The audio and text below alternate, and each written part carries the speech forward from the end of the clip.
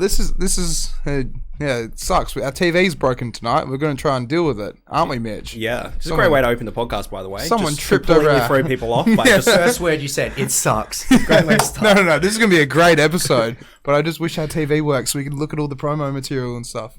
So, tonight, and it's so hard because I don't get to see myself on the TV as well. Oh, sadness. Oh, shit. All right, so we're at episode 54, right? Yep.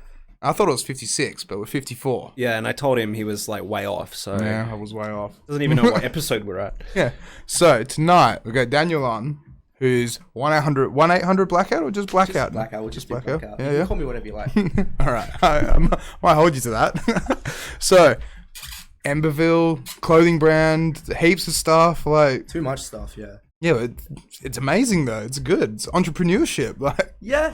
It gets a bit stressful though. Like I came to terms with the fact that like you have to just focus on. Well, you don't have to, but me personally, I have to focus on just one thing at a time because it's like I'm putting 30% there, 25% there, 30% there, and it's like when I started DJing, I was just like, I'm just gonna put everything else on hold. Like the whole band thing's been put on hold, the streetwear label's been put on hold, just because I just want to focus on this for now. yeah. And it's going okay. No, it seems like it's going really well. It's going alright, yeah. But like, let's backtrack though. So, like, what got you into music and what got you into the whole? How far back we want to go? Like right at the beginning. Like, what inspired you to do what you're doing today? What was the first thought that went into your brain where you're like, music? I'm gonna do music. Like, because you were in an extremely successul band by the looks of it. Like, I would say extremely successful. Yeah, it looks like it. I'm not loaded. But, yeah. What got me into music? I don't know. I think I was about 12. I started playing guitar, and I was just like, from then on, as soon as I started playing guitar, I was like, okay, that's all I want to do, sort of thing. Because like before that, like I was always changing what I wanted to be. Like I wanted to be a chef. I wanted to be like a sports teacher. I don't know, everything you can possibly imagine. But then like I started playing guitar, and it was like I'd just lock myself in the room for hours and hours as a kid and just play guitar, try and get as good as I possibly could, like listen to like Eddie Van Halen, like just all that hair metal sort of stuff. That's like what first kind of got me into music. And I got pretty damn good at guitar. Like I could like do sweeps and stuff, but then like I just got a bit lazy with it, I guess. Because when we started like a high school band and stuff, and I started singing for the high school band, and then as soon as I started singing, it was kind of, I slowed down a bit on the guitar. was that more like just like PG kind of music as the high school band kind of thing? You didn't get to play what you really wanted to play to an extent? No, we played at a few of like the high school events. Like we played like Smells Like Teen Spirit and like the Anthem by Good Charlotte or something. Yeah. So like classics, Yeah, I can't remember if we could swear or anything. I don't even know if there's swear words in those songs. No, I don't think so. No, I don't know. You're testing my knowledge. Like that sort of period, I feel like music was like very censored, so they were deliberately not putting swear words in during that period. Well, you still had to have like the little explicit material thing, right? Yeah, that Like the little as well. black square that you. I guess it's become a bit more lax nowadays because people are like, oh, the word fuck, big fucking deal. You know? Well, WAP. All you gotta do is look at WAP. I don't listen to the radio like often at all, but I found out the other day that Triple J just has swear words the whole way through. Yeah. I was like amazed by that. That shows how little I listen to the radio. Honestly, the same thing. I'd probably be very surprised as well if I turned on the radio and listened to Triple J these days. Like, yeah, I just plug in my phone and just play what the hell. everyone does it though, right? It's just Spotify and just SoundCloud and just other streaming services. Pretty much, yeah. Yeah, they're on their way out to an extent, aren't they, Mitch? Really? Maybe What, streaming services. I disagree. No, not streaming services, but you know, like radio stations to an extent. Gotta like pave the way for the new thing. Well, it's like, how are newspapers still a thing? Yeah, that's it. Yeah. Give it like another 10, 15 years, like all the people who read newspapers are sadly going to pass away. Yeah. But it's like, who reads newspapers? Newspapers and magazines only have a good like 20 years in them, I reckon. Yeah. But like for radio, I'm a little bit hesitant on saying that it's dying because like what else are you going to listen to in your car? Like I know people will listen to their phones and stuff, but not everybody has that. Yeah. True. No. There's still going to be shitbox cars and stuff like that. The radio's still going to be relevant. Yeah, it's still gonna be 90s shit boxes running around. Well, I'm using like my mum's old iPhone 6 right now. Like, look at that. I got like a Bruce Springsteen phone. Hell yeah. That's sick. No, but my phone can't, like, as of this week, I can't play music out of it into my car. Why not? I don't know. It charges, but it won't play music. Oh, okay. So it's like, I was hanging out for the iPhone 12 to come out, and it's finally out. So I just need to get it. Okay. Big purchase on the horizon there. Oh, Yeah, that's it. yeah, back out. They don't make 'em cheap 2015 or anymore. whatever. Yeah. And let's get off phones anyway. So, I had a little intro for this, right? So, you're taking Perth by storm. You're holding residencies at most major nightclubs around Perth, and prior to that, you were in the lead singer of a very successful band, right? I mean, we're already kind of like, I already said that to an extent, right? But, so, after like, you know, learning to play the guitar and stuff like that, like, how did you transition actually into other stuff? You said in like your little bio thing that you sent me that it was like you went to TAFE and you did like a course there and stuff like Alex, that. what are you doing with the fan? Sorry, it's Why is it? well, you've got your hand off to the side. It just looks weird. So people watching are probably like, "What the hell is he doing with his I hand?" shouldn't have worn this fucking jumper. It's hot. It's very hot. Yeah. But so with that, like going to TAFE and stuff like that, like how did you find that? Like enjoyable? Like straight out of school from the high school? Straight out of school, we went to TAFE and like Same band as well to an extent, or some of them, yeah. Like a few of my mates, well, one of my mates from high school went to TAFE with me, and then I made new friends and stuff. Like I made like lifelong friends at TAFE. But it's like I feel like because I was 19 at the time, and like I just wasn't interested in studying or anything. Like it was music and everything, which was interesting to me, but it was just like I wasted my time at TAFE. Like I'd rock up only every few days and stuff. Like the only exciting part of it was when we got to have band practice and all that sort of stuff. Like I wasn't interested in theory, even though I love theory and all that, like getting into the nitty gritty of it. But like back then, like I was just young and naive and just dumb. Like I wasted so much of my time just doing stupid shit. it can be like that though, right? Like Yeah. I was similar to an extent. I learnt freaking like piano, the cello, the violin, the clarinet. Really? Yeah, like I was at a school where every yeah. year you have to learn a new instrument. But then That's at the end of it, I was just like, I don't want to do this shit. Yeah. And then I picked up a DJ. Similar with equipment, my like, light language classes, like we had a different language teacher every year. So like I learned to count to 10 in like 5 different languages, but like that doesn't help me at all. So That's it's it. a cool party trick, but yeah, it's not a even cool that cool party party trick, right? nowadays anyway. But then, so how long were you at TAFE for? Like a couple of years? Like, Honestly, man, I don't even know. I think it was a year, maybe, or 2, and then I just like just focused on just like not studying, worked on the side, just focused like all my attention on music and stuff and like the bands, and just like we went to Sydney when we were like 18, 19 to record an EP and play a few shows and stuff. No and like shit. that was like at the time it was like, damn, this is crazy that we're doing this. yeah. How many people were in the band then? Was that Emberville? Or It was that 5 of us, yeah. That was Emberville or a different one? Yeah, it was Emberville, yeah. Yeah, so that's straight out of TAFE became Pretty much, yeah. a band. Okay, that's pretty cool though. Yeah. So we went to Sydney, recorded an EP with Sunny True Love at STL Studios. That dude is killing it now. He's made some sort of guitar plug-in that you use on like a recording program or a DAW, a DAW, as some people call it. And he's cleaning it up. Like he lives in like Nashville now, and he's just like printing money. It's ridiculous. But it was cool to work with him. We learned a lot.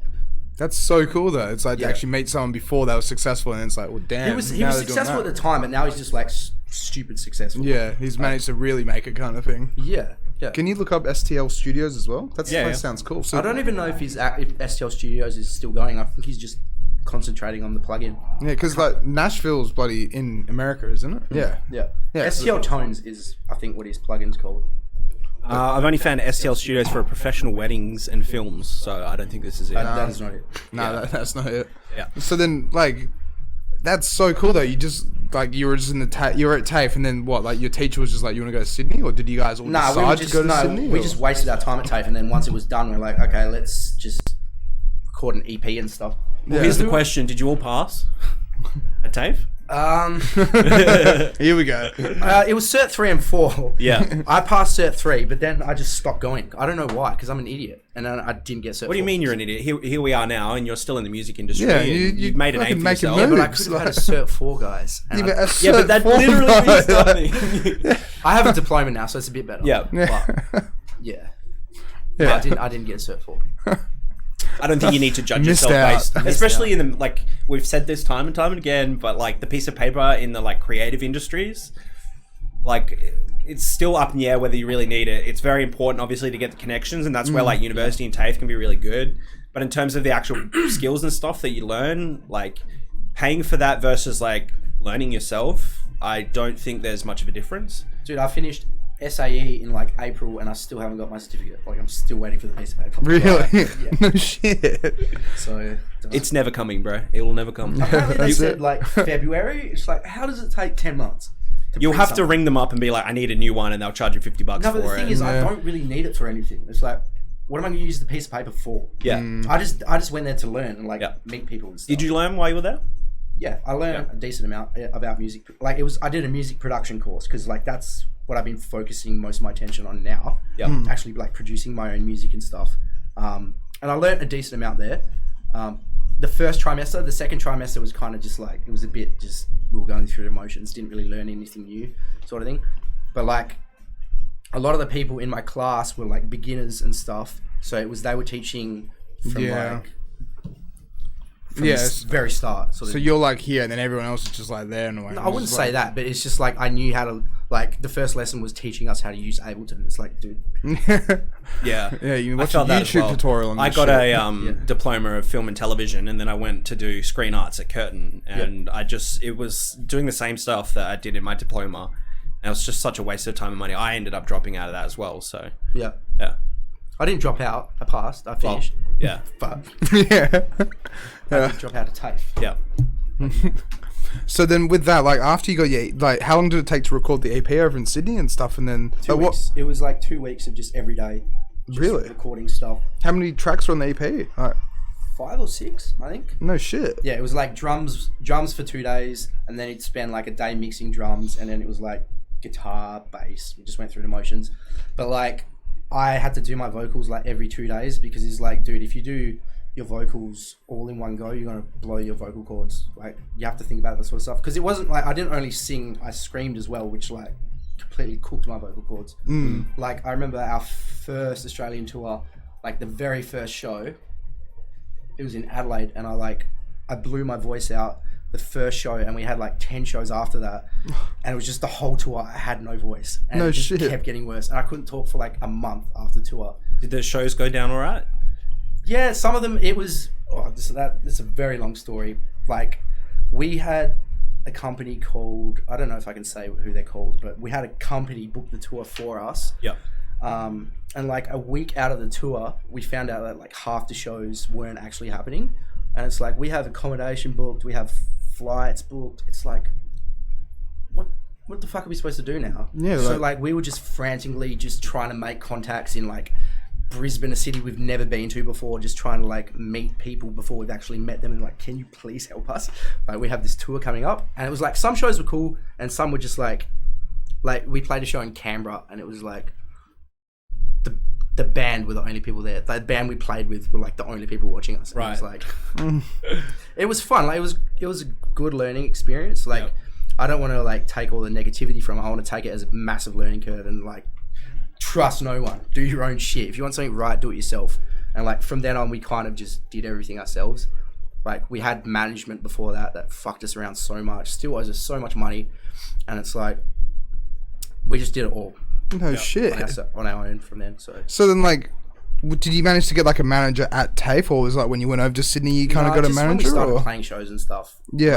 Like some dude who was pretty deep in the scene at the time hit us up, and he was like, yeah, like, do you guys want some guidance, some management and stuff? And like, of course, we're like 18, 19. We're like, yeah. please help us. And then like with that, so that he'd try and book the shows, and then did he try and do like what else He pretty was much involved? he ran like at the time he ran a lot of the events in Perth, like a lot of the big shows and like a lot of the touring acts that were coming, and like having him as our manager, like he'd just be like, I'm gonna put you guys on this, you guys are gonna meet these people. So it helped, but it was just like, yeah, probably wouldn't do that again. Yeah, It was. but still like a Did learning. it feel like a bit like of a windmill? Yeah. Like you weren't really being looked after. You were just sort of in the system with that kind of. No, 'cause- we were being looked after, but we were being taken advantage of while we were being looked after, sort of thing. Yeah. So do you have any advice for anybody who might be in a similar situation when they're dealing with managers and stuff like that? Handle your own money. Yeah. If you're going to get payment from someone, get the payment transferred to you, not your manager. Try to avoid And then pay your contracts. manager from there. Sorry? And then pay your manager from there? Yeah, So instead of your kinda manager receiving the funds, you're paying your manager. At the end of the day, though, like, if you're like a local act, you don't really need a manager, to be completely honest, unless you're doing it as like that's your job, that's your career, and you're making enough money that you can't handle it, sort of thing, that's where I feel like you need a manager. But like, if you're like naive and you're 18, 19 and stuff, and someone hits you up and like, I'll manage you, I'll help you out, of course you're going to be like, yeah, like, help me. But at the end of the day, you don't need it, to be honest. Especially in Perth, man. Like, it's exactly. We're so small in a way. Yeah. We're tiny. Yeah, exactly. Unless you're touring constantly and all that sort of stuff, don't worry about a manager. Unless they're going to help you, like, progress, get shows, all that sort of stuff. Give them a little cut, but like... Yeah, not a big cut kind of thing, or let them actually take advantage of you to an extent. Yeah, exactly. Yeah, just at the end of the day, handle your own money as much as you can. That's hectic though. You were actually our first guest on that's actually like ever had like a manager to that extent. Like, okay, yeah. Well, I'm the idiot then. No, don't say that. But like, that's what, as you said, like, 18, 19. It seems like so long ago though. Like that, it doesn't even seem like it happened. Like I'm 27 now, so that was like fuck. Yeah, I'm old, man. Yeah, well, I'm old as well. I'm 27, so... Oh, 93? Yeah, at 92. End of 92. 28 this year. Yeah. What year? Like December. Damn. Yeah, it's shit. I'm old. What an old fart. But so, like, what happened with Ember, though? So, Emberville. So, like, after Sydney, after, like, that, did you do much more touring kind of thing? Like... Yeah, we toured Australia a few times. Like, and Triple J, how did that even come about as well? Like, Unearthed. It's just, like, Triple J Unearthed's like just the local thing. So it's not that hard to chart in it. But it's like, it definitely helped. Like, we got a few plays and stuff. We got a few, like, reviews from the host and stuff, which helps. But it's like, you just need to shamelessly promote your stuff as much as possible. Yeah. Like, I feel like, especially, like, Australians, like, we're so awkward in, like, promoting ourselves. Like, I feel like we have to, if we're like going to share our own music, we have to like make a joke about it, sort of thing, because we just feel awkward just trying to. Yeah, I feel that too. Like, our own horn. I had a sort of a similar feeling. Like, I'm throwing a party this weekend. Yeah. And so I'm, relying on people buying tickets to make this event successful. And so I've been sending a lot of invites, but at the same time, you're looking at these people and you're like, do I want to burden these people with an event invite? Like, because at some point it starts feeling a bit spammy, Yeah, okay. So, like, I know what you mean about Australians being weird about it. It's like, just send the invite. Like, it's Facebook. They'll ignore it or they'll accept. Like, don't feel bad about sending someone an invite, I guess, is where I'm going with this. No, that makes sense to an extent. We're just so awkward about doing things. I don't know. It's weird. Yeah. Have you got an accent as well? I had to ask. I don't know. No, like, are you Australian? I got a Perth accent. Yeah, Perth accent. I'm Australian. Okay, yeah. I thought you might be Yankee for some reason. Really? You were picking up an accent in that? A little tiny bit. I've had like a few people have told me I sound English, but it's like you're English. Yeah, I can say that. Yeah. I have no idea. It's the hair. I don't know. Yeah, I'm from Perth. Yeah. Oh, there you go. Born and bred. Local Aussie. Cannington boy. Yeah. 6107. So Emberville is like, you guys are still together, and yeah, we're still together. We just put it on hold for a bit. Yeah. Like, are they all from Perth as well, or the whole band? Yeah, we're all from Perth. Yep. We've gone through like decent amount of lineup changes over time and stuff, and it's like we don't have a drummer or a bass player at the moment, but then we kind of just rolled with it. We're like, we don't really need a drummer or a bass player, and we just started writing like hip hoppy, trappy type stuff instead of like rock music. Yeah. Which was good fun, but it's like we are still trying to figure out what vibe we're going for these days. But it was just like I just don't have the effort to just focus on the Blkout thing and the Emberville thing at the same time. It's like I just want to focus on this, get this down packed. I want to finish like off like a handful of songs, send them out to labels and stuff, and just see where it goes. Just like have my brand out there, because at the moment, like, I'm just like a local DJ, just playing at clubs every weekend and stuff. But like, that's not what I want to do. I want to be like an artist. I want to be a touring artist, have my own music, build my own brand, sort of thing. Yeah. But it's all process. It takes a fucking long time. It doesn't. You don't want to rush it. Like, it can happen overnight, but then it's like, what is it good? It happening overnight? You want it to actually it happens build something. Overnight, but it's like before that, like you don't see everything that happens before when it happens overnight. Do you know what I mean? Like, it's a lot of, like, I've been producing music for like 2 years now, and it's like only now I feel like I'm confident enough to actually show people my music. Before then, it was just like hours and hours of frustration and just hating everything and just being angry at my computer and just. But like now, it's like I'm less angry at my computer. I'm still angry at it sometimes. Yeah.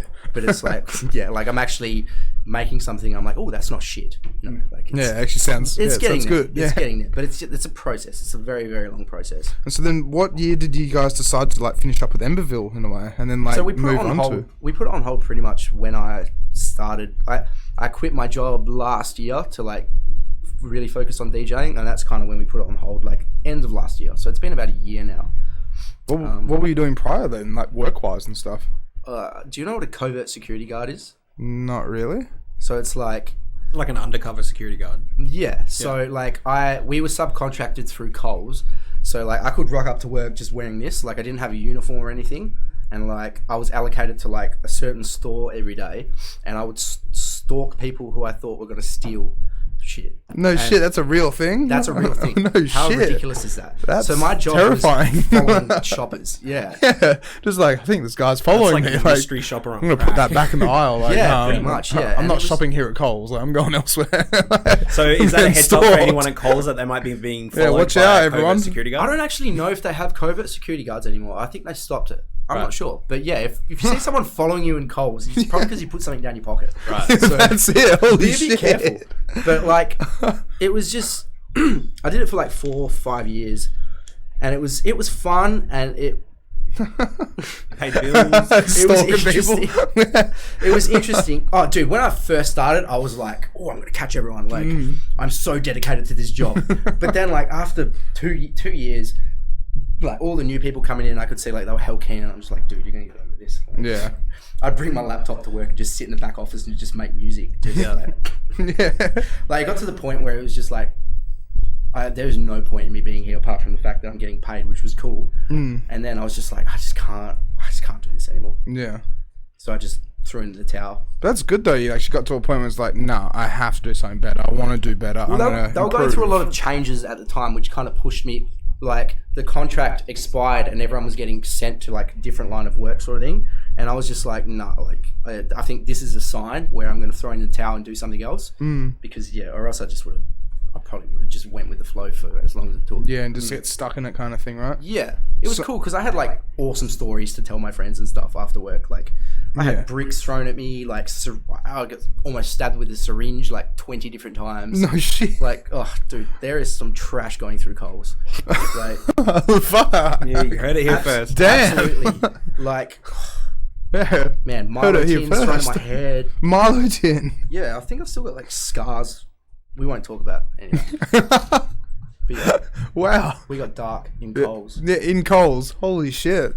That's definitely the inside. I didn't even know that job exists. I hope Coles don't sue me for this. Nah, you'll be fine. Nah, you're fine. You're right. Screw West Farmers and them.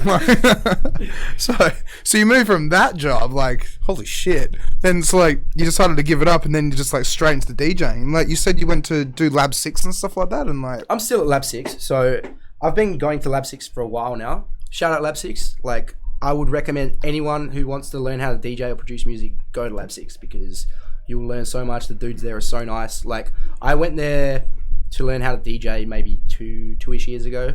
Like, Luke taught me, and Luke is like the most ridiculous DJ in Perth. Like, he's extremely talented. I learned how to DJ, and then like a few months after that, I saw like a ad on Facebook, like it said Your Shot, like it was like a DJ competition, and I'm like, what is this?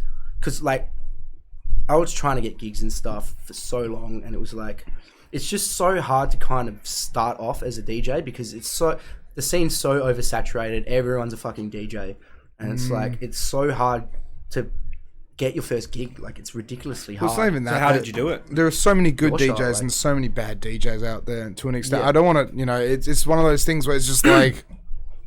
Anyone can be a DJ, but it's how Yeah. much work you actually put into it That's reflects it. on how good you are.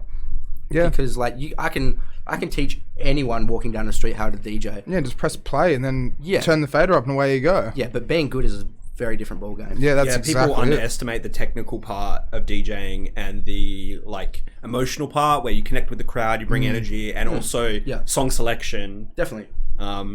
There's like a whole like once you get really technically good at it and you've been in a club for long enough, you can kind of like rotate the dance floor, and so they buy more drinks and stuff like that. Yeah.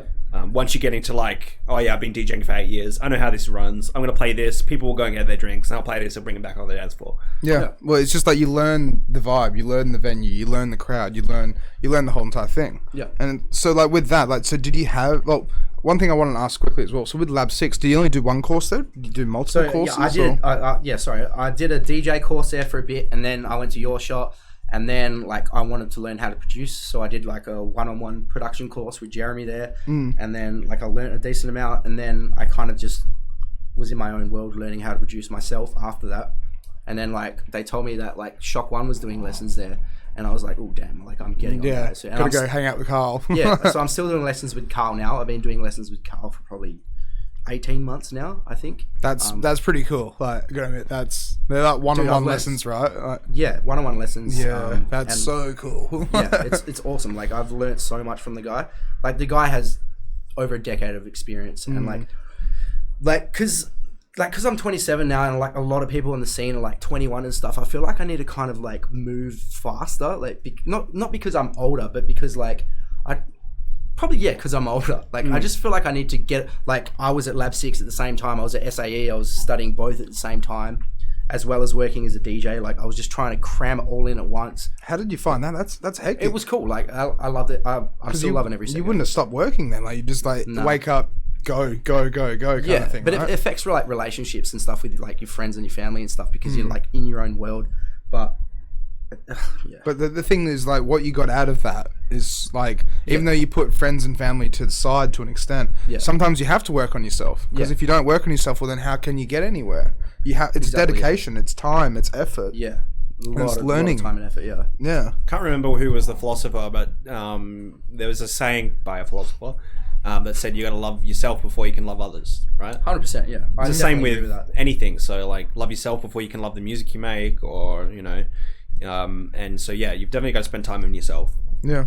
100%, yeah. I wanted to ask as well, just like back to Emberville a little bit. So you only ever recorded an EP? Did you record a couple albums? We recorded an EP and a full-length album as well. We did the full-length with Sonny as well.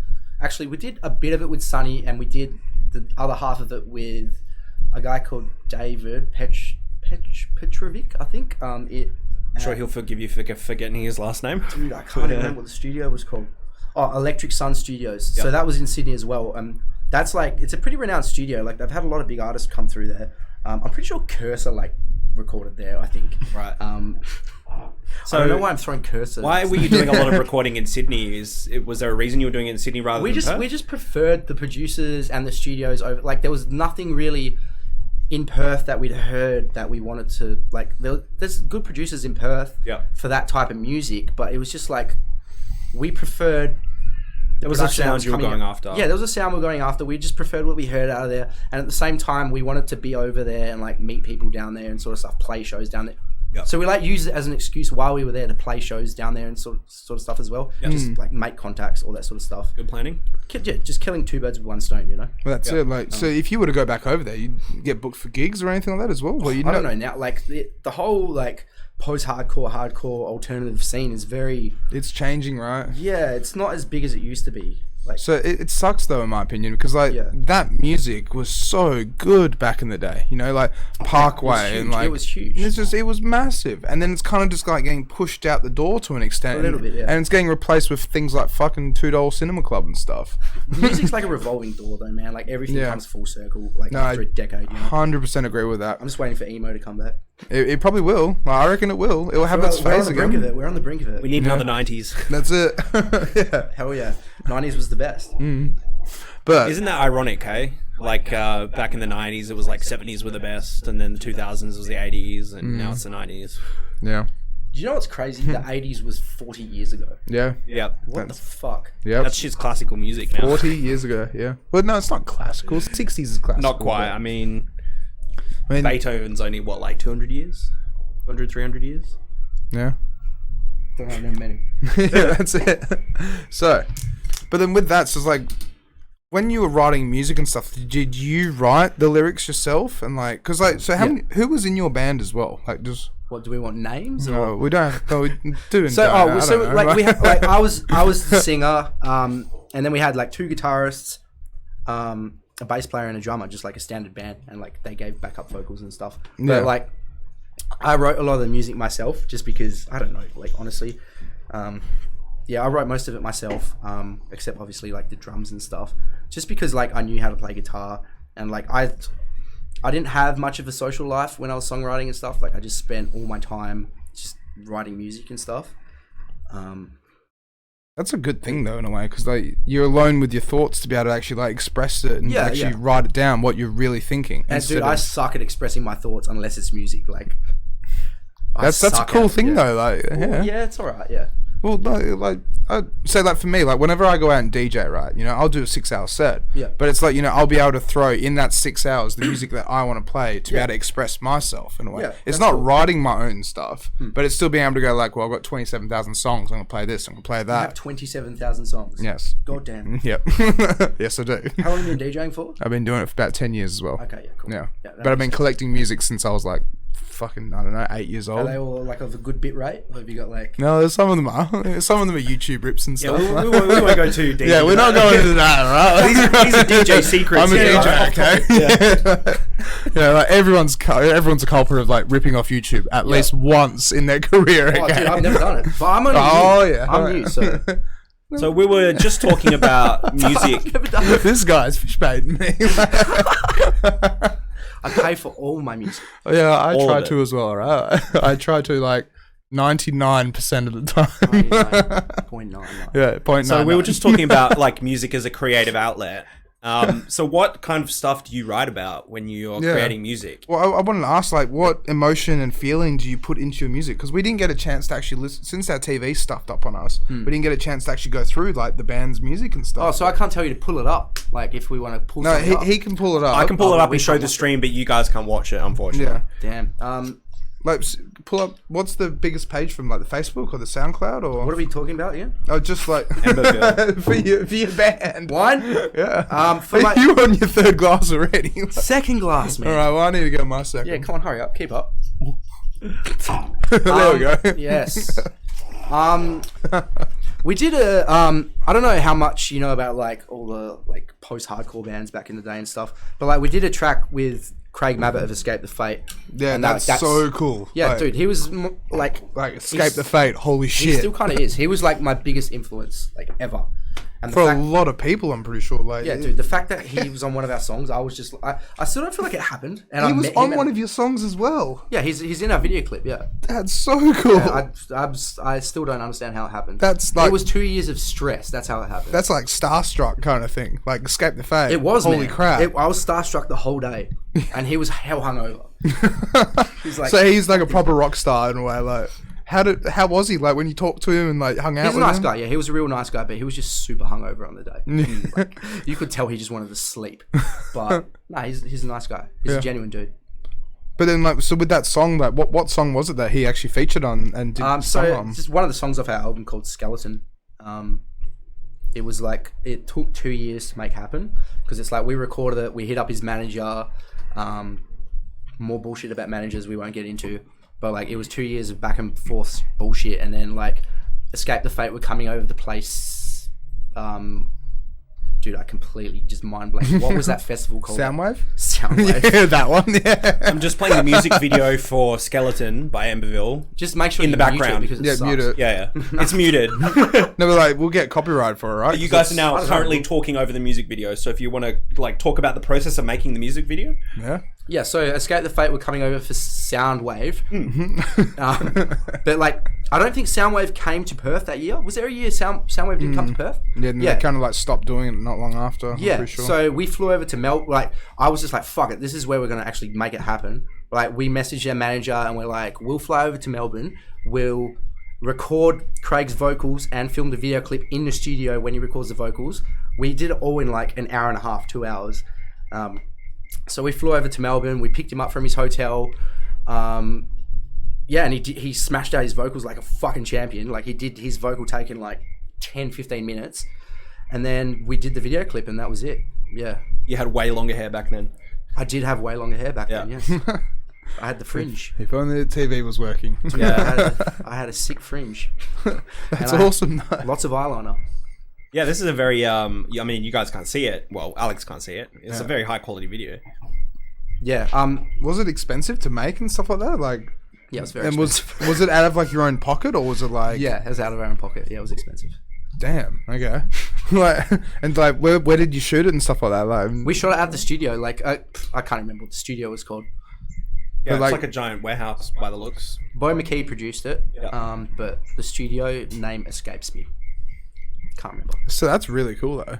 It's cool. Yep. So you've always just been backwards and forwards between Perth and Sydney and Melbourne and just other places. I too, was, so. but like obviously all this COVID shit has Yeah. like stuffed everything up for everyone. This but- year's just been a write-off for everybody. Oh man. Completely. yeah. This year is literally in blank, and that's why like nobody has anything to talk about because it's What have literally you done been- this year? Oh, cried. Yeah, that's Yeah. it. Stayed inside and just. Although we've had it pretty good did here nothing. in WA. Yeah. We have, yeah. You've actually been able to go out and like get gigs in Perth at the moment, Well, like this is whereas my- Melbourne's just like nothing. Yeah, well, I think they're okay now, are they? I don't know. I think it's getting still they've got a lot of restrictions to worry about, especially about bars and nightclubs and stuff like that. So And then South Australia just ruined it for everybody as well. Yeah, man. What are we? So This is like the first year I've been DJing though, so I haven't experienced DJing pre-COVID really. So yeah. So then, like, let's go back to the DJing then as well. So, like, what was your first gig? Like, where was the first place you played? Is your shot counted as a gig? Actually, Yeah, no, it does, yeah. so before your shot, I played like Lab 6 hooked me up with a gig at Banana Social. It was just like a silent disco, but it was fun. This was before like I started the Blackout thing and all that. This was just a gig, just to like get my foot in the door, all that sort of stuff. So I played a gig there, but and then it was like a year till I played another gig. And it was I played your shot at the court, and it was like unreal. Like it was so much fun. You like just got to play whatever the hell you wanted. All your friends were there, and it was just like that's from that gig. That's when I like a lot of people in the crowd saw me and hit me up after and were like, dude, I'm gonna book you at my venue. Like that was unreal. And just from that moment, that's when I started like it just Just like, yeah, snowballs, right? it just completely snowballed. I went from no gigs at all to like every single weekend, like solidly. And that's just all from your shot to an extent. Yeah, but like, Well, and also the promo and building a brand and doing your thing, right? but yeah, your shot definitely helped. But like, a lot of people like who were in your shot were kind of just like, oh, it was a waste of time. But it's like you like it's called your shot for a reason. Like you take the opportunity, and like if you don't take it, like I like absolutely like I was on my friend's back every day. Like you're coming to watch me, and like even if like a few friends didn't even buy tickets, I just paid for the ticket, and I'm like, you're coming to support me, and all that sort of stuff. And That's still a good thing, though, because you're bringing a vibe. You're bringing Yeah. your mates down to party and have a good time. yeah, and I like recorded my set probably 40 times. I'm not even kidding. when I say- Really? yeah, and I listen to it every single day. Like at the gym, I listen to my set. I'm like, that needs to be changed. I need to fix that. I need to fix that. And like, it definitely helps. And like, even when I first started getting gigs and stuff, I like rehearsed everything I was going to play for like a long time. And like, a lot of people were like, oh, like, that's like, why would you do that for? Like, Yeah. you just read a crowd and read the vibe and stuff. But like, I predicted the crowd for a long time when I first started DJing. I'm like, okay, so this will be full of 18-year-olds. This is the type of music 18-year-olds like. That's good, though. So, That's- yeah. Being able to read into that and being able to, like, predict what it's going to be like before you go and do it I is did it because what needs to happen. Yeah, I did it because I didn't want to stress about like, fuck, what do I play next? Like, I did it kind of just to help myself. What's the out. process now? Do you just come with a playlist now and just go around? Now it's kind of like I'm more confident with DJing, and I know how to read a crowd a lot better now, and like I know how to DJ a lot more fluently than I did when I first started. So Well, it's but- all practice. It's all practice, yeah. But at the same time, I feel like my sets were a lot better a year ago because I rehearsed them and stuff. So it's kind of like, but like once you make a set list, like you've got it there forever on your USB. You know, you can always refer back to it and stuff. How many tracks do you usually take out to a set as well? Like 100 kind of thing, 200? Or? Like how many tracks on my USB? Or Yeah, just like, thousands, man. Like, okay, that's good, yeah. but yeah, like I've got them all in like genres and stuff. Yeah, that's because definitely you don't the want way to go do it. siphoning through thousands of songs. Like, fuck, what do I pick next? Yeah, that's it. And then you accidentally play dubstep when they're like, you can't play any wubs, and you're like, no. Yeah, so I was gonna say, it's like back in the day going to Capitol and stuff like that. I've seen so many DJs go up on stage like, I prepared for this, but I only brought 40 songs along, and I finished Oh, all my no. 40 songs. Like, what do I do? Damn. Can the next guy go on? And it's like, what the fuck? He's downstairs. I Like- learned a lot before clubs and stuff. Like I played Like I worked, dude. I was earning $20 an hour as a DJ when I first started. How ridiculous is that? $20 an That's very hour. underpaid, yeah. Yeah, and it Was that through a company or? yeah, but we won't say the company. or anything, Okay. But it wasn't. I think I know the one. it wasn't like It wasn't like I just bring my USB. I bought speakers, my decks, like All for 20 an hour. yeah, Holy shit. yeah. It was fucked. And But it was cruisy though. It was good. You didn't have any problems or trouble or it anything. was like that? not cruisy whatsoever. Like I played like high school parties, not parties, like high school socials, like done by the schools and stuff, where it's like you can't play swear words and stuff. And like I did not have songs without explicit content in You them. gotta get And- the clean version. That's Oh, it. dude, I played like a year 11, like a year 12 bowl or something. I can't even remember. And like they just kept, like all the kids kept coming up to me and asking for like all these hell heavy hip hop songs and stuff. And like I didn't have them, so I just played them off my phone, connected like through the deck and stuff. And it was just like fuck every second word, like shit. And like the teachers would just look at me like, and I was just like, oh my god. Yeah. Yeah, no, I feel you on that. Like, I've had that happen once at Adventure World. I played one song with a bad word in it, and I had like Really? yeah, I played, Dude, I played my can't year remember 10. what it was, but My year 10 camp. We had like this dance thing, like at a dance hall, and I got to DJ. And they pulled me off 12 minutes in for playing First of the Year by Skrillex. First of the Year by Skrillex. Yeah, They pulled that's all you it off. was. Too heavy. It's too heavy. Get off. Yeah. Really? Sweet little Christian school couldn't handle Skrillex. So yeah, I played- literally no. I played that Humble Skrillex remix at the year 12 ball, and like, what, like, in the chorus, like, they say bitch, like, every second word. And it's like, why did I play this song? Yeah. Adventure World had a DJ. Yeah, it was for the Fright Night thing. So Was that cool? It was interesting. Like, I got to dress up in a hazmat outfit. It was busy, but it was just like families and kids doing like trick or treating kind of things, and it was just like they hired out a heap of students from Whopper or like one of the acting places, or whatever, and they all got to dress up and walk around like, you know, ghouls and ghosts and all that sort of stuff. That's cool. Whilst I'm just on this like stage and everyone's out playing on water slides and I'm just standing there by myself with a mate, just drinking a Corona and just playing In a music. hazmat suit? Yeah, that's it. Last time I went to Adventure World, it was like 2 years ago, and like 5 minutes into me being there, I slipped on a mat, like went ass up, and just like cut my foot open. Really? And it was like, oh, dude, I was so keen to have so much fun here. Yeah, then you're just like, yeah, game over. Haven't So been- wait, have you been to? You've never been ever since. Never So you've never fully experienced Adventure World. No, I went before that, but that was the last time I Oh, right, been yeah. to Adventure World. I was about to say, it's like you gotta go. Like, Dude, I missed that if one. you've never been there, That yeah, was awesome. yeah, it's a lot of The fun. last time I went there properly I would have been like half my size. And like you could get on the slides and stuff like that, but now I fucking good luck fitting me in a tube, you know? Oh yeah, Mitch. So with the DJing and stuff like that, so like you've done Lab 6, you've played a few gigs like just after that, and you did like your shot. But like, where was your first breakout into the industry to like really make the name? Yeah, for I didn't yourself? actually say what my first gig was. I think I played with you. I think that was my first That gig. was ages ago. Yeah, It was Death Disco Yeah, at Capital, yeah. I thought I knew you from there. I was very drunk that night, I have to admit. Yeah. I was very tipsy. Yeah, dude, you tripped over my headphone cable and unplugged my headphones. Do you remember? Did I actually? Yeah. Oh, fuck. I'm sorry. I had no idea. Holy shit. Yeah, as I said, I was on the No, but beers dude, that I was having night. so much fun. I didn't give a fuck. It was awesome. Yeah, because you were playing like heavy stuff and it was banging, right? From it was- memory? yeah, dude, Death Disco was the best. You could just Shout get all- out. See? Yeah, see? cry for Shout out Death Death Disco. Disco. Death Disco was the best. 100%. But who knows what's happening with them now, unfortunately. Like, Yeah. they're taking a hiatus to an extent, unfortunately, because it's so much to go into, but basically the management have pushed them into Amplifier and blah blah blah, Yeah. and now they're turning into a disco instead of a death disco. Yeah, well, Magnet House is a different vibe to what Yeah, Capital it's was. completely different vibe. Yeah. Have you played at there since then? Yeah, I play at Magnet House pretty play much Matter, every right? second Friday. Yeah, I play at Matter all the time. And that's good. as Matter's cool because you can get you can go a bit more hectic than like a usual Saturday night at Magnet House. So like I play like a decent. It depends what time slot because you need to respect the time slot and stuff. well. Yeah. But like I'll play a decent amount of like drum and bass and like trappy sort of stuff like bass house. But see, that's like, you know, I want to try and get Damien on. Damien, who does Filth and stuff like that. So we can talk about the development of, you know, the underground scene in a way and where it's going. Because, like, okay, I'm not going to name names, but I'm going to say one thing, right? DJ Boring, Winona, right?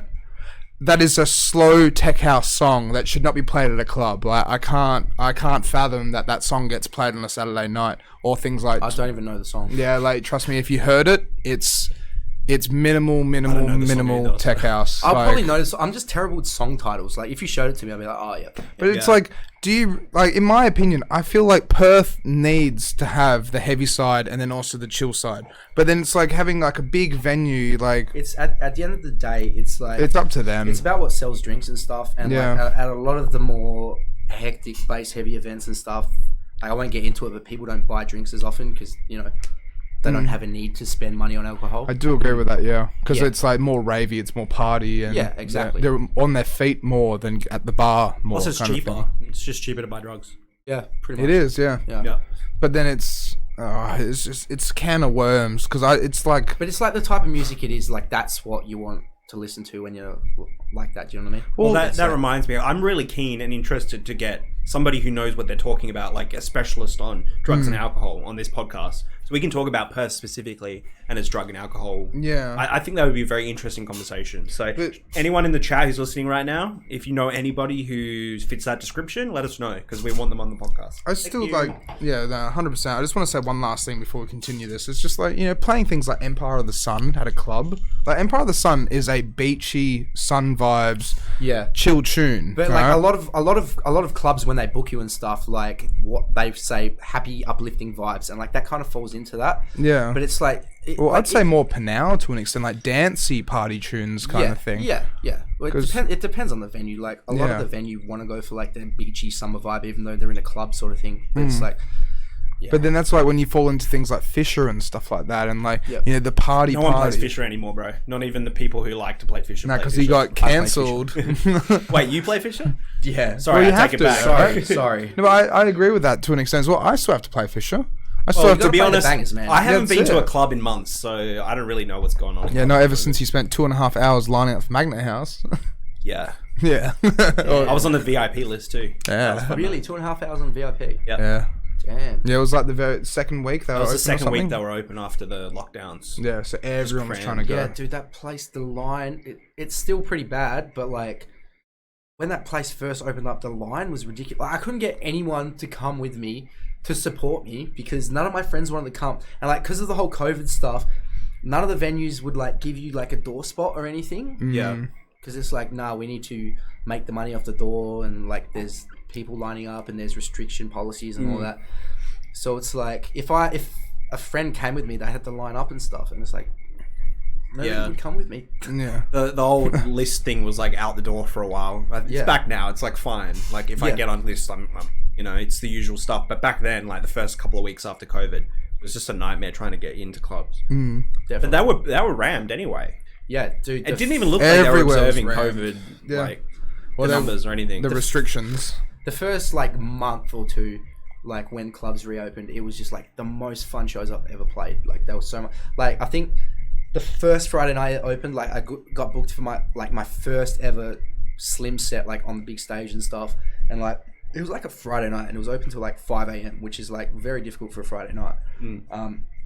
And yeah, it was like heaving all night long. It was like such good vibes. We need to shut clubs again for like 3 months, and then And then reopen them so you just get crammed again. Imagine if they just did that, like shut over winter. Oh, It would give the underground scene like an opportunity to like wouldn't- make some money as well. they wouldn't survive though, because then how do you pay rent? Oh yeah, exactly. You can't pay rent. It's like a pipe dream. That's it. JobKeeper for the clubs. Yeah. Yeah. Just like make a special deal with Mark McGowan. Well, I mean, there's cities around the world where their tourism isn't enough that they have on and off seasons for clubs and stuff like that. So maybe Perth is too big to consider like a seasonal thing like that. But like, again, this is all. we don't really have on and off periods. We just have medium periods. That's the whole way it. through. Like, That's exactly we it. don't have tourism to rely on for Well, that. it's even just like now. It's like what? We're into the third week of November, and it's still raining. It's like, What's going on? yeah, exactly. Like 3 years ago, it was summer. It was like 30 degrees. Yeah. And it's like it hits the beginning of December, you're getting like 35, 40 degree days. And it's just like, hopefully we get that, because then It's people the go out shift and in the, party. like, I've got the technical explanation. No. It's the conspiracy of the Americans making the weather machine. No, it's the Chinese, bro. Yeah, it's Let's Chinese. talk about weather. Let's get deep into weather. Yeah, that's it. Very interesting subject. Weather machines and shit. Inside jobs. Get us and- back on track, Alex. So I have to ask as well. So what's so far been your funnest gig as well, and then the funnest and the funniest as well, kind of thing. Funniest? Like anything ridiculous happen where it's like, what the hell's going on over there, kind of thing. Probably. I couldn't think of a moment right now, but Because, like, say for example, last week Ben Nicholson, right? He came on. He was just like, so I was working at a bar and didn't want to say names, right? But apparently they ripped the toilet out of the cubicle and they started parading around in the dance floor with the actual toilet. on their something shoulders. similar happened at a. I'm not going to say names or venues or anything. Yeah, that's So, all good. Something. If the person who works at the venue hears this, they'll know exactly what I'm talking about. But like, I played at a venue a few weeks ago. And like I went into the boys' toilets and some dude's ripping the condom machine off the wall. And like he took all the money out of it and like all the condoms and he's like passing around condoms to everyone in the toilet. He's like, who wants condoms? And everyone's just like, dude, what the fuck are you doing? Why? I can't believe he ripped it off the wall. Yeah, like a And whole machine. I was like trying to get out my phone to film him, but I was too wasted. I couldn't even. Some people, no respect, but I mean, it's the shit we talk about, right? Well, that's talking about being wasted, right? Here's a good one for you. So, how do you deal with stage fright as well? Did you ever have stage fright in the band or anything like that, or did you ever have stage fright as a DJ? I did when I first started, but I don't really get. I like attention, so it's like I get stage excitement. I don't really ever get stage fright. I think when I first started DJing, I got a little bit, but it was like I've been singing and playing in a band, which is so much more difficult than DJing personally. But like I don't really get stage fright, to be honest. I guess like alcohol helps if you get stage fright. That's actually really good because you're our first guest that's actually just said, nope, no stage fright. Oh, Just- really? Yeah, go Oh. up and do it. I just assumed people didn't get it. I don't know, to be honest. No, I like don't really honestly, get it, like a but- lot of people on the board, they go and play stuff and stuff like that. They literally say like, I have to have a couple of beers beforehand, or Okay. I have to do like a full like meditation process, or I have to do this or do that. I kind of and wish I got a little bit of stage fright because sometimes I'm too confident, and then like the club's like, you need to stop getting on the mic and hyping everyone up. Like, just calm down. Yeah, I've heard So that you do that as well. A little bit of stage fright is good because it like sort of tempers your expectations a bit. Yeah, And makes makes you focus a bit a more. little bit. But how do you feel as well getting on the mic? Because I've like honestly, whenever I've played at clubs and pubs and bars, I never get on the mic, never Yeah. touch Do it. they have a mic there though? Not usually. Like Yeah, at but clubs, you can clubs plug your they do. headphones in and yell through the headphones. and stuff. Exactly. Yeah. Yeah, it depends. Like, it definitely helps hype the crowd, but you need to not do it too much. Like, But it does definitely hype the crowd though, 100%. 100%. But you can't really hear what they're hearing, and like a lot of the time it sounds very woofy and like woo, woo, woo, woo, where like you can't actually understand what I'm saying, but like I can hear what I'm saying, but nobody else can. Yeah, It so just it's like- sounds like a dog. That just If only we could pull up this Being video. Right. There's a video. It's it sucks. We might not be able to pull it up. South Park, and it's like a roller coaster thing. We're definitely gonna get copyright But strikes. it's so funny though. It's like literally the guy's just eating the microphone. It's like, hello, welcome to the ride, and blah, blah, blah, blah, blah, and everyone just make sure and wear your safety belt and blah, blah, blah, blah. This sounds so funny. But yeah, so like I get you that way. get on the mic, but don't get on the mic too much. Yeah, and like don't eat it. Usually, don't eat it. And don't forget to turn it off when you put it down next to the speaker. That's it. Damn. Yeah. Than that. But it's just like usually if they don't have a mic there, there's a reason for it because they don't want you to talk into it. Like don't plug your headphones in and yell in your headphones. But Yeah. that hasn't stopped me. But I've toned it down a bit. I'm progressing. I'm getting better. What's your favorite genre as well to play out and about? Like your favorite kind of music? I wanna like play more D&B. D&B is my favorite genre to play. It's what I've been producing and stuff. But it's just like I'm not as involved in the D&B scene. Like I feel like the D&B scenes over here and they're absolutely fucking crushing it right now. Like the Perth drum and bass scene is massive right Inhibit, been crushing it for a Protocode, while. the whole Yeah. lot. Yeah. Like, I feel like probably drum and bass is more popular in Perth than it is anywhere else in the country, well, honestly. did you know that London and Perth, this is like, I think it was like 5 or 10 years ago, but London was number 1 for drum and bass around I the world, understand that, yeah. and then Perth was number 2. That's crazy, yeah. That's And it's sick. just so whack because it's like we're the most isolated city in the world. How can we be number 2? Yeah. But it's because we get so like it's like we with- just have so many awesome drum and bass producers and DJs. well, it's not even that. Like every origin, usually you get Andy C or you get Sub Focus. You get all these massive artists because they just want to come over here and just go party it up on the coast, kind of thing, 100%, yeah. instead of being stuck in cold England, kind of thing. Yeah, it's a bit of a change up for New Year's Eve, yeah. Yeah, that's it. But like, yeah, because I'm more involved in like the club scene right now, I guess it's called. Like I'm playing like just sing-alongs and house and all that sort of stuff, which is fun, but it's like it's a bit repetitive and stuff. I do enjoy doing it, but like I throw in my own flavor a lot of the time. Like I've got like so many drum and bass bootlegs of just bangers that are like, I have a drum and bass bootleg and people know it and you can get away with playing it because it's like people still sing along sort of thing. But it's like next year I want to focus more on like, it's hard because like I feel like you need to go to the events and meet the promoters and stuff. Yeah. But like I'm always working on Friday night, Saturday night, like at a different club. So it's hard whenever there's an event I want to go to. I can't really go. But it's like... But that's like balance. It's like trying to balance it out, but then at the same time, it's like it's work with pleasure kind of thing. Yeah. So I'm trying to slow down a little bit on the work at the moment and just like focus more on production and just getting more involved in that sort of scene. But it's just, I wonder if there's any like midweek D&B events. I think there was a couple. Yeah, there used to be. I'm pretty sure. I think there still is one. I'm not 100% sure. Because maybe that might be something to consider. Because Attic and stuff like that used to be like, you know, dubstep and drum and bass to an extent and stuff like that. And they used to. Stuff's so difficult though. It is. It's very difficult. It used to be so good, but then we had I guess midweeks for sleeping. For me anyway. For what? For normal simping? people have jobs. Yeah. So. Did you actually just say midweek is for simping? Sleeping. I thought you said what? What does simping mean? What does simping mean? This is a legal grey zone. A little grey zone. A simp is basically a guy who like overly protects a woman online who he's never met before. White knight. It's just like a white knight. Yeah. Okay. Man, it's like, the new white knight. I'm never gonna get with her. I'm never gonna kiss her, but I'm still gonna kiss her ass and make sure she's Someone okay. will like say like that's like a very specific insult. Like, is that an insult? Yeah. Yeah. So like if a girl takes a like a slutty Instagram photo and puts it up on her feed, some idiot will be like, "Oh, you're a fucking slut. You got your tits out." And then some simp will come in and be like, "I'm gonna subscribe to your OnlyFans. Don't please. hurt me, lady. She's just doing what that kind of shit." That's the thing. I love how it has its own name. Yeah. That's awesome. Well, it's like the other day I figured out what THOT stands for. I had no idea what THOT stands for. It's just like a hoe, isn't it? Those hoes owe taxes. Oh, really? Yeah. Is that actually what it stands for? Those hoes owe taxes. Do you know what GOLF stands for? What? Gentlemen only, ladies forbidden. No shit. Yeah. Actually, can you please make sure it stands for that? Yeah, because someone just told me that. Someone told me that once, and I was just like, "That's funny. That's what it means." But I don't know. That makes sense though, because like when you go out golfing, you go out with the boys, right? Yeah, I guess you usually like, leave your girl at home. When it first started, it's like, this is only for gentlemen. Gentleman's collection wine. Yeah, that's it. So, sorry, I can't find the definition for golf, unfortunately. Sorry, guys, it doesn't mean that.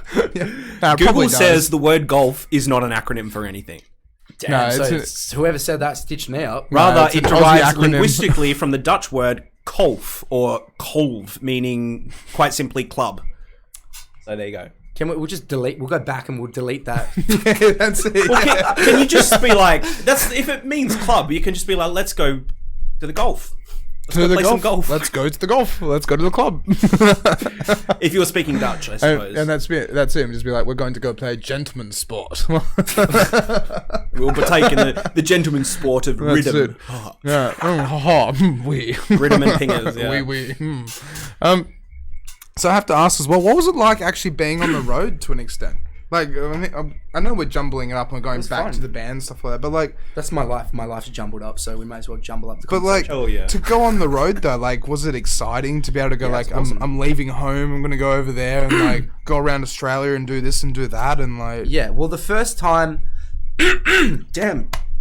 Alright, get it all out. You're not even smoking though. Yeah, dude, this is 100% from being in a band, like screaming, blowing out my voice. Like, I can't even talk before clearing my throat. Like, everyone makes fun of me when they call me because the first thing I do when I answer the phone is and like when I don't do it, like my mum's like, "Is everything okay? Yeah. Like, you didn't clear your throat."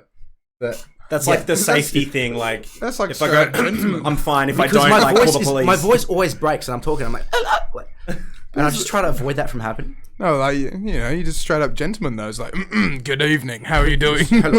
What's going on? Has my voice cracked at all? No. We're going. It's only a matter of time. Before we move on, I did want to ask, like, is there like a technique that, because I know like screaming, like artists who scream, like obviously you must have some sort of process you go through to protect your throat a bit more. Yeah, like you warm up your vocals and stuff. Yeah. So, what's the sort of process behind that? Is it different to a normal singer? Yeah, I don't really know how to explain how it is different from a normal singer, but it's just like the warm up's a lot more intense. You definitely have to warm up your voice a lot more, but just like stay hydrated during your set and stuff. I used to have like a warm up regime I used to go through. I can't remember what the name of the woman was that went through the warm up, but it was like 20 minutes before a set. A lot of the time I didn't even warm up, which was stupid, just because I forgot. Or like I was having too much fun not warming up. Because like everyone's like hanging out, being ladsy and stuff, and it's like I have to go sit in the corner and just go for like 20 minutes, and I just couldn't be bothered a lot of the time. Well, that's not that bad though. Like I remember once at Capital, I ended up meeting this guy from overseas. He's from Adelaide, right? But he actually had to like sit down to like a meditation thing to an extent. You're making me drink more wine. Yeah, come on, keep up. I'm supposed to be driving to Bustle after this. You're driving to Bustleton after this? Apparently so. I just came from... I played Margaret River for the weekend. Yeah, it was awesome. Was that the Margaret River Pro? No, it was... we played at the river. Boston Switch invited me over. No shit. Boston Switch? Yeah, he's supposed to be coming on soon, hopefully. Shout out Blake. Yeah, he's a legend. Every year, he is Mr. Margaret River Pro, in my opinion. It's like yes. Every year goes down there, does the surf competition. Well, he's from there. He's from Margaret River. Yeah. Yeah, because since I'm from Busselton, it's like he actually knew some of the crew that I knew when I was growing up and stuff. Oh, okay. Yeah, that's time for a different story and everything. I can't remember what the question you asked me before that was. I completely forgot.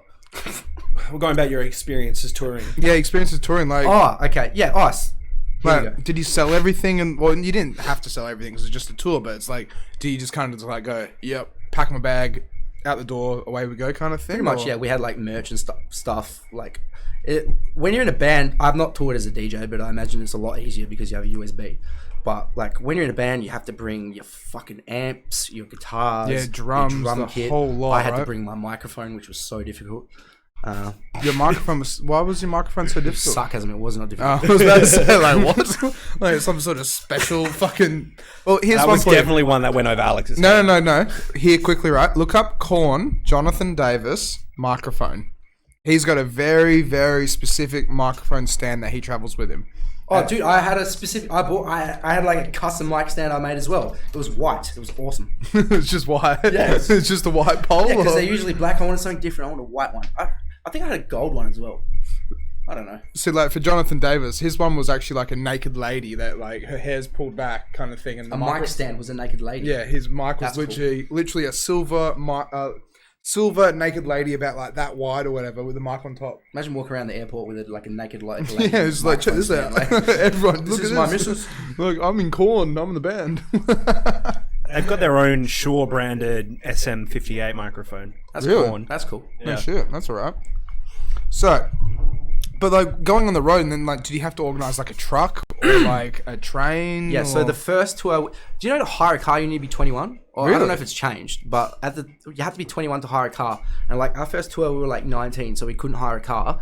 So, dude, I don't know why the fuck we did this, but like we traveled around on public transport. So like we'd bring all our shit on fucking trains and stuff. Like it was a nightmare. That's so cool though. I've never heard of anyone doing that. You know what was way cooler? Our first show in Sydney, we booked a limo. So that was cool. So you rocked up to the gig in a limo. Yeah. That's sick. Yeah. And just like baller, like because like our guitarist dad. No, we didn't even pay. I think our guitarist dad paid for it, or he knew someone who had a limo company or something like that. Over there. So yeah, we rocked up in a fucking limo. That was just cool. Like open the door, like we're Aerosmith. Everyone paved the way. But then apart from that, yeah, it was trains. It was all trains. That's hectic. Like, dude, what was it like trying to move a drum kit on the train? Like, I still have nightmares about it. So did you have to sometimes just use their kit? Like, did you have some? Yeah, gigs so sometimes we could use their backline, as it's called, so their amps and drum kit and stuff. But like a lot of the tour, we just had to cart everything around, and it was fucking like we'd get in the train with all this shit, and everyone would like look at us like. Yeah, that's definitely a bomb. Or like there's like no room in the train and everyone's just like, we can't fit all this. Yeah, you'd get a few unhappy stares. Yeah. Especially on the Sydney Metro, Jesus. Yeah, that's it. But then like the next tour we hired a van. Like Wicked Vans is wicked. Those things look so cool, I have to admit. Yeah. Oh, dude, we were driving a van with like, so it had like Scooby-Doo smoking a bong on the side of the van. Yeah. And like, we all thought it was funny to like, we bought like these balaclava like mask things that completely covered our face and just drive around in them, just being like waving at people and stuff. And like we'd pull up next to people and like say, "Where's the nearest bank?" and all that sort of stuff. And like we like pulled up to a show in like Melbourne, I think it was, and like our bass player was in the van by himself. We were bringing everything else in to the venue, and like cops went up to the van because there was like a Scooby-Doo smoking a bong inside of the van, and like just looked through the whole van, found like the masks and stuff, and we're like, oh no. Oh god. But they thought it was funny. So. Okay, that's right. Holy shit though. Like, At least they thought it was funny. yeah. Get pulled over by cops and they find balaclavas though. That's not ours. So usually it's been a van. We did Indonesia and it was a van and that was cool. But what was that like? Like, how long were you doing Indonesia for? I think we were there for 2 weeks. 2 weeks, like all around Java. So there's like multiple islands in Indonesia. There's like Bali, Java, Sumatra. I don't know. That's freaking awesome. Yeah, it was cool. We were the only white people that we saw throughout the whole tour. Right. Like they have no tourism in Java at all. So it was like we'd walk down the street and people would like look at us and be like, who are these people? Like they thought we were like One Direction, man. Like we were in a shopping center and we were like at the food hall, and some woman came up to us and she's like, "Can you sign my sign at the front of my restaurant?" Right. So some random like dudes from Perth. You just had like an aura of like we're famous of you because of your skin color. She's to this day probably has no idea who the fuck these people were, but like we scribbled on her sign. Like people walking, it's like celebrity. I wonder if she rubbed it off. I wonder if it's still there. I'd really like to know. It's probably still there. She was probably just more enamored the fact that like she's getting tourists into her store, which she doesn't get. So. Oh, we didn't buy anything from her restaurant. Oh, okay. That should changes have. the story. Yeah. You should have bought a souvenir or something. But it can She be rubbed like it off that. as soon as we left. She either broke her heart or she cursed you with some like ancient voodoo stuff. Explains everything. That's it. Like when you're walking out, it's like what is the water shit or whatever they throw at you, and it's like bad, like juju or whatever. I have to admit though, I wanted to interject. So I went to China. My parents do an import-export business right in China, and so the times I've been to China, we've been into mainland China. Yeah. Legit, same thing. They look at you and it's like, oh my god. Really? No tourism? No, it's like they just don't have like Australians, Americans, English. They don't have like, generic Caucasian white people. Yeah, a lot of their tourism is from Asia. Yeah. So then with that, it's like when I went there, it's just like people are taking photos of us and just sitting at not sitting at a bus stop, we're just like figuring out where to go, and people walking past like, oh, white man, white devil kind of thing. People, like take photos of you and stuff. Yeah, it's whack, they right? They get home to their families like, look at this person we saw. Look at this Westerner. If you ever want to look up a really funny video, right? Tyler, the Creator, goes to Beijing. Oh, right. Yeah. It's like, it's a little bit racial in a way, but it's like, it's ridiculous. Oh, I think that's like kind of part of the fun though. It's not like racial in a bad way. It's just like, it's so obvious when you're like the odd one out. Like, well, they thought he was a demon. Counter that feeling for people over here. They legit thought he was a demon. Like, they were just like, oh my god. Yeah, when I went to Japan, they called me Akaigami, which stands for Red Devil. That's cool. Because I have red hair, and that's they cool. thought that's that was really weird. cool. That's like a chest piece tattoo. Yeah. Why isn't that your DJ name? Akaigami, because it's Japanese. So? Doesn't that make me seem like a weeb? That is a sick DJ name. Well, what would I take though? Like Akaigami or just like Akai or Gami? No, Akaigami. And then like every DJ set do like konomos and stuff like that, and like full on the Just dressed in a theme. full out kimono. Yeah, yeah. It could be cool as shit though. That's a cool I'll name. put that in the idea bank, but it's probably never going to get touched again. No, that's going to be yeah, basically locked in there, thrown away. No, make it a thing. I want you to make it a thing. Alex will harp on about this forever now. Yeah, that's it. I will. Like, I won't forget this. So, you put your music on like Spotify, SoundCloud. Did you put it on like Bandcamp or anything like that? Like, the Emberville stuff's all on everything. Yeah. But like I haven't released any music as Blkout yet. Yeah, so nothing's nowhere. So when do we expect a release from Blkout and Blkout? stuff. Whenever I when you get around to it.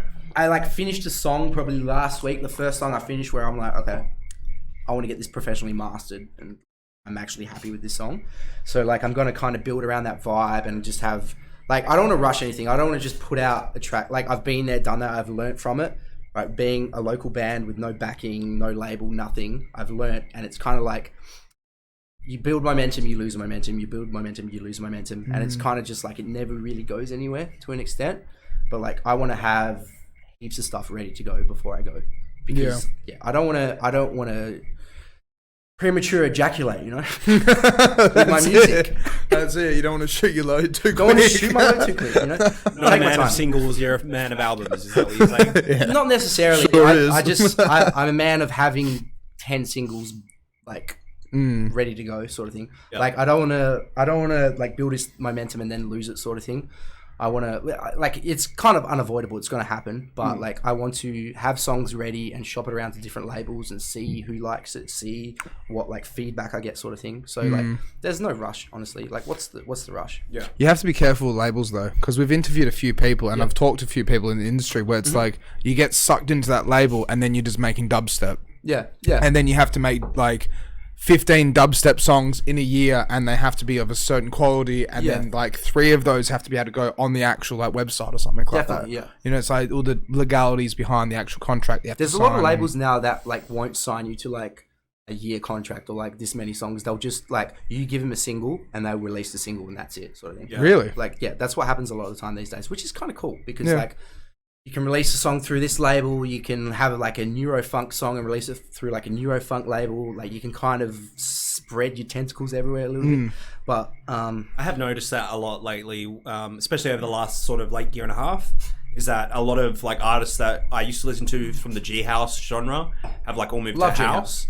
Yeah. And they're signing on different labels. So where they've been signing on like Confessions and stuff before, and now they're like signing to Dirty Bird and stuff like that. Yeah. So, Would you say it's better to stick to one label than just like spread out to I all don't think different there's a types of better or labels? worse. I think it's just whatever works for you. Yeah. So, like if I like find a label and like I release something and it goes great and they want to work with me more, then and I want to work with them more, then great. I don't know. Like I guess if it works, it works. If it doesn't, it doesn't, you know? I think it's all something that you learn over time. Well, it's also one of those things where it's like, you know, you have to keep throwing things at the wall until one of them sticks. And then once it sticks, then away you go kind of thing. You keep doing more things to more stick on the wall. 100%, yeah.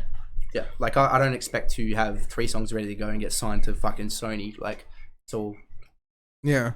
So we're down to our last 10 minutes as well, I'm pretty sure. Yep. Where do you want to go in the future and stuff like that? Like, where do you really want to aim for and like try to achieve as much as possible? Like, do you want to be the next Calvin Harris kind of thing? Or? Oh, I'm not going to say no to that. Yeah, who would? I just want to be able to just live off the money I make playing music, like writing music, recording music.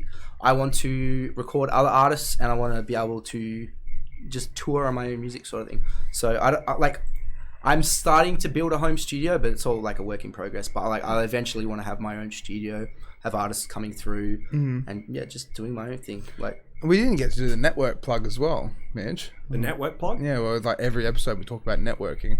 I've got to ask. So, with your career, with your pathway, and the way you managed to do everything, like, would you say it's like if you didn't manage to meet the people that to be able to help you out and like get your foot in the door, you wouldn't be able to be where you are today to an 100%. extent? It's not about what you know, it's about who you know. Yeah. Especially like DJing and stuff. 100%. Like, yeah, because if you don't meet the people who run the events, 9 times out of 10, they're not going to book you. Or like if one of their friends sees you play and they're completely blown away, then they'll book you, sort of thing. But it's networking is very, very important. You have to go to the events, meet the people, show your face, big time. You have to show your face because if you're not supporting their event, why would they support you? You know. That's exactly it. So you need to socialize a decent amount, meet some people, impress them. And like when you get booked somewhere new, like don't go home without impressing someone. Like every time I'll play at a new venue, I always put in a shit ton of work just to like absolutely nail my set because I want the person who booked me to watch my set and be like, I'm going to book him again. Sort of thing. There's no point going to a set and just playing what you normally play. You know what I mean? Because you're not going to you're not going to impress them. Like you need to impress them at the end of the day. And that's like, there's so many DJs and you are nothing to someone booking you, honestly. Like you need them a lot more than they need you, you know? And you need to kind of give them a reason to need you. That's exactly You need them to watch you and be like, wow. Yeah, to be able to go like, he can fit that style, he can do this, he can do that. Yeah, exactly. And then we're going to get her involved or he, she or whatever, you know, just make it happen kind of thing. Yeah, and sometimes you do that and you're not the right vibe and that's fair enough. But it's well, all that's about throwing shit at the wall, that's what the what silly thing is though as well. It's like if you're not the right vibe, it's like, well, you got to... So many people, it's like, I'm just going to play dubstep. I'm just going to play drum and bass. I'm just going to play house. Yeah. I'm just going to play tech house. But well, there's a What lot are of me for? I love tech house. yeah, yeah. It depends what you're going for. Like I rely, like I do DJing as a job, so like I need to keep getting gigs to make money. Like you know, so I can DJ all different genres, but like I completely understand why DJs will just focus on one genre because that's all they do. They work full time. They just want to play like drum and bass, and that's fair enough. Yeah, but like.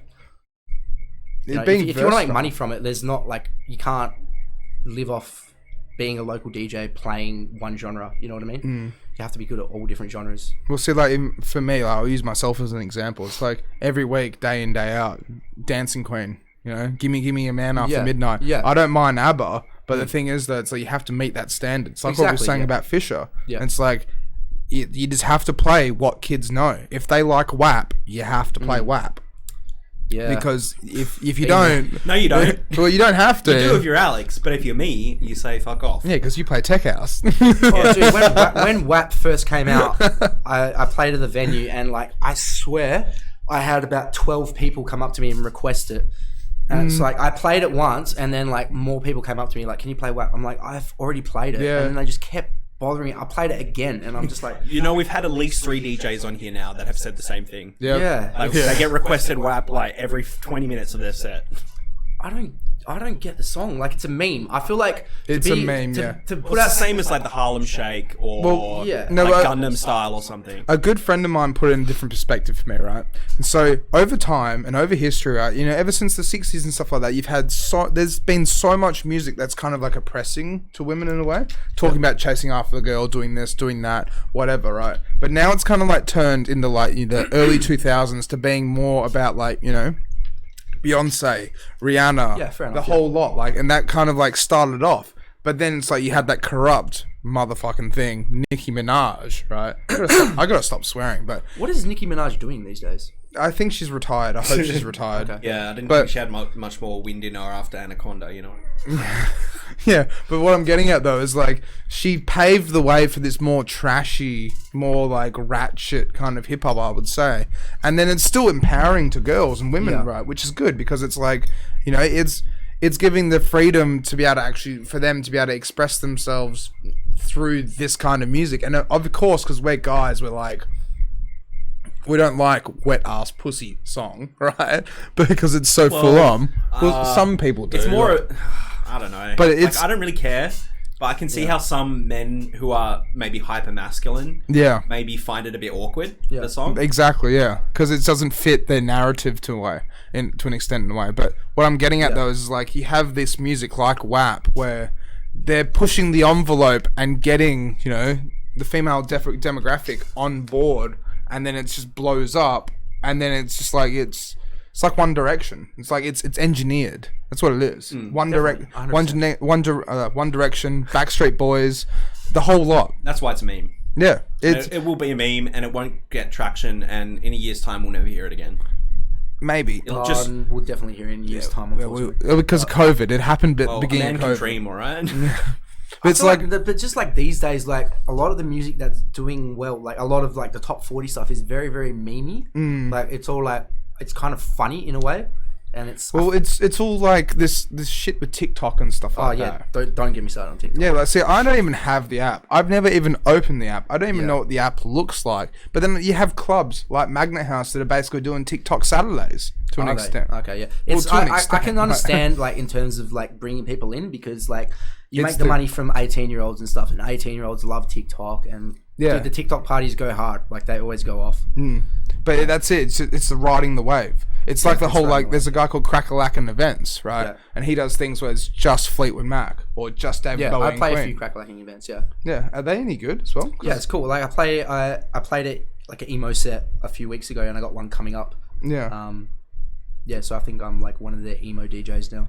Just got to do a quick shout because I did a shout out to him last week, but he hit me up to DJ, but he didn't hit me up to actually DJ. He wanted me to be an offsider, so I just stand there and watch and wait, and then if the DJ who was playing wanted to go off and go to the toilet, then I get to jump on for half an hour, an hour. Did you get paid for the whole thing? Or? Yeah, I got paid for my half an hour, an hour, but he wanted me to be just in case the guy can't do it. Okay. So it's like I have a gig, but you want me to do this and just stand there and What way wait. you know do that was a that and thing. not just have like, just hire you as the DJ and screw the other guy if he can't make it, you know? That's what I was confused about. I didn't understand. I just told him like, I'm sorry, I can't help you. It was Okay, just a bit see of a you weird later. situation. So but I it was mean, if got he went to paid. the toilet or if he didn't show up. Or, Well, or it was either? both. Like Okay. it was just like if the guy doesn't rock up, can you do it? And I'm just like, Oh, okay. what does this even mean? Like, Backup DJ. yeah, but it's like I've already got a gig on that night. You want me to throw that away so I can stand there and watch someone else play? Like, Yeah. Okay. Like, I was very confused about that. Yeah, okay. I didn't know that was a thing. Yeah. I don't know. And then he also told me that he wanted me to play every single song start to finish because he didn't like the idea of like mixing it up and changing it up and trying to do things on the fly or anything like that because Easy money, bro. it's easy money, but it's so boring at the same time. I guess it's just a situation where you woke up and you're like, really? You're paying me to stand there? Yeah, just A bit confusing. And then I asked him, "It's like, wouldn't you want me to like bring an energy and do this and do that to try and make a dance floor?" If you're not mixing, you can just hype up everyone. Like, you can bring the energy. Yeah, you know? that's it. And just Take a positive from a negative. yeah, just stand there and jump around, then just press play, and then next fader up. Yeah. So, what else we got? Oh, we got like 3 minutes, 4 minutes left. you might as well plug, right? Yeah, well, let's do. Oh, well, no, we didn't even go into your clothing brand. We can go like 10, 15 over. Your clothing brand, like. Yeah, I what's- launched it a couple years ago, and like with clothing brands, you get out as much as you put in. Honestly, like I've got like some black streetwear stuff at a store in Vic Park and like a store in the city. Like Is that Chimek as well? Chimek sneakers, yeah, and it's called One Off Store. So shout out One Off Store. If So you've actually got stuff in stores. Yeah, Retail stores. So that's really good. Yeah, but it's like I haven't put anything new together for a while now, just because I've been focusing on music and stuff. And it's like with the streetwear thing, like I said, you get what you put in, sort of thing. So like I do want to revisit it when I have time, but like at the moment, it's kind of just like ticking over at the moment. So Well, it's a hustle. It's a never-ending hustle, right? yeah, Do you have an online store for that as well? yeah, blackstreetwear.com. Perfect. Yeah. Easy plug.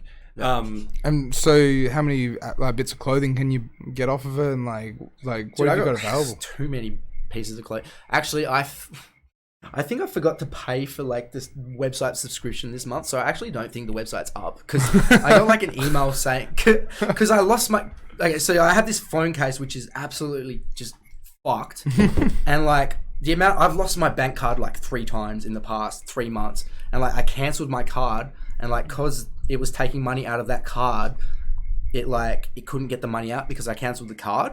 So I need to. Don't go on my website yet because I don't think it's up. So we'll still plug it at the end. Yeah, I need to pay Shopify. But yeah, go there and give me a few days. I think I found the Blackout Clothing Instagram. Black Streetwear.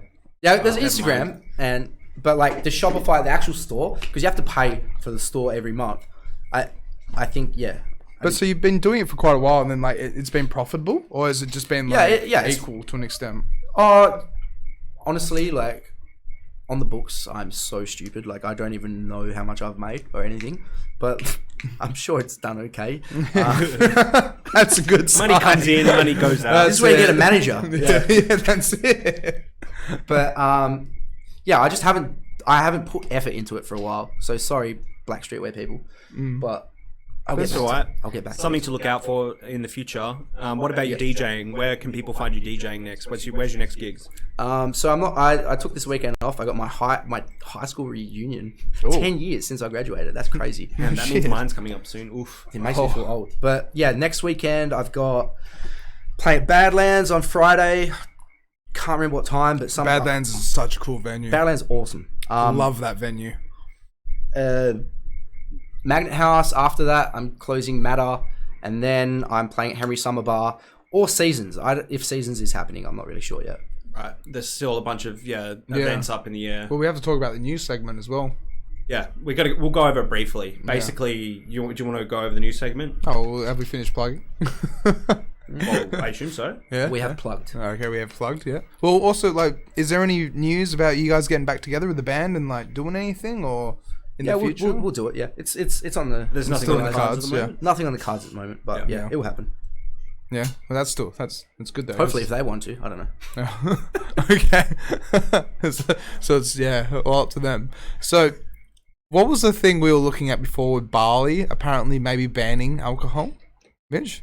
We weren't looking at that. Oh, maybe I was looking at it earlier. Yeah, I don't remember looking. Google that. Apparently, Bali and Indonesia are thinking about putting in a ban to alcohol and all other drugs. How that's why people go to Bali. Well, that's what I mean. Like, people go there to get drunk, but then they don't like. Apparently, they don't like that atmosphere so much that since COVID, they're trying to go away from that and improve their economy because they rely on Australia so much. Yeah, I don't know how for the tourism. I don't know like what's going on with Bali right Here's now. the thing, how are they all apparently. surviving? because they relied on tourism big time, and like they're not getting any tourism. So what was like? Yeah, it's gonna be very interesting. Apparently, they've been talking about this since 2015, and it's been going through the equivalent of their parliament, and it's probably not looking like a thing by the looks. It'll definitely kill their tourism. Definitely.